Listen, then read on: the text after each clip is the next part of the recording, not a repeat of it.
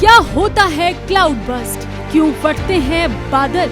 पहाड़ों में ही क्यों आती है आफत की बाढ़? हिमाचल और उत्तराखंड ही क्यों बने हैं स्पॉट? क्या है बादल फटने के पीछे की वजह?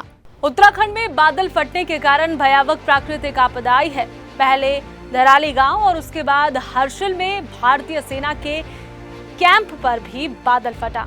कई लोगों के लापता होने की भी सूचना सामने आई है। हालांकि भारतीय सेना राहत और बचाव कार्य में जुटी हुई है। हाल ही में बादल फटने की घटनाएं हिमाचल प्रदेश में भी देखी गई है। इस प्राकृतिक आपदा के बीच लोगों के मन में बस एक ही सवाल आ रहा है कि आखिर क्यों पहाड़ी राज्यों में ही बादल फटने की अधिकतम घटनाएं होती है। नमस्कार, आप देख रहे हैं लिविंग इंडिया न्यूज का डिजिटल प्लेटफॉर्म। मैं हूं आपके साथ नेहा शर्मा। आइए जानते हैं इस एक्सप्लेनर में कि क्या होता है क्लाउड बर्स्ट और कैसे होती है बादल फटने की घटनाएं। विशेषज्ञों के अनुसार पिछले कुछ सालों में पहाड़ी इलाकों में बादल फटने की जो घटनाएं हैं उसमें इजाफा देखा गया है। उत्तराखंड, हिमाचल प्रदेश में 1.5 गुना से अधिक बादल फटने की जो घटनाएं हैं वो सामने आई है। गौर करने वाली बात यह है कि ये सभी घटनाएं मानसून के दौरान ही हुई है। क्या होता है क्लाउड बर्स्ट? चलिए सबसे पहले ये जानते हैं। ग्राफिक्स पर नजर डालिए। बादल फटना भारी बारिश की गतिविधि को कहा जाता है। बहुत भारी बारिश की सभी घटनाएं बादल फटना नहीं होती। बादल फटने की एक बहुत ही विशिष्ट परिभाषा है। 20 से 30 वर्ग किलोमीटर एरिया में 1 घंटे से 100 mm बारिश बादल फटना कहलाती है। एक जगह पर कई लाख लीटर पानी इकट्ठा हो जाता है। अचानक बादल आपस में टकराते हैं और तेज बारिश होती है और इसी प्राकृतिक घटना को बादल फटना कहते हैं। अगर आपके मन में भी ये सवाल आता है कि पहाड़ी इलाकों में अचानक बादल कैसे फट जाता है, क्या इस पर नियंत्रण किया जा सकता है, ऐसी आपदा से कैसे बचा जा सकता है, तो आपको बता दें कि इसके पीछे भी साइंस है। कहा जाता है कि जब जमीन से गर्म हवाएं बादलों की ओर जाती है तो इसके साथ कुछ बूंदें भी ऊपर लेकर वो जाती है। ऐसे में इतनी बारिश नहीं हो पाती जितनी होनी चाहिए थी। इस वजह से बादलों में नमी बहुत ज्यादा हो जाती है, बढ़ जाती है। वजन ज्यादा होने की वजह से हवा भी कमजोर पड़ जाती है और ये हवाएं ज्यादा ऊपर तक नहीं जा पाती। फिर होता ये है कि एक जगह पर कई लाख लीटर पानी इकट्ठा हो जाता है और इस वजह से ये अचानक से बादल आपस में टकराते हैं, तेज बारिश होती है और इसी प्राकृतिक घटना को बादल फटना कहते हैं।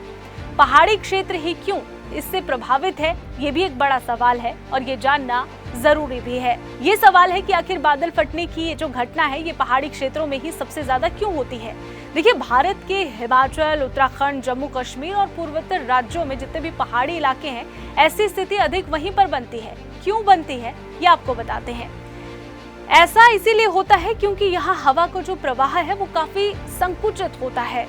वहीं समतल क्षेत्रों में ऐसा नहीं होता है। हवा का संकुचित प्रवाह वाला क्षेत्र बादल फटने की क्रिया के अनुकूल होता है, यानी कि यहाँ पर बादल फटने की जो घटनाएं हैं वो ज्यादा हो सकती है। क्या बादल फटने की घटनाएं बढ़ रही है, ये भी एक सवाल है।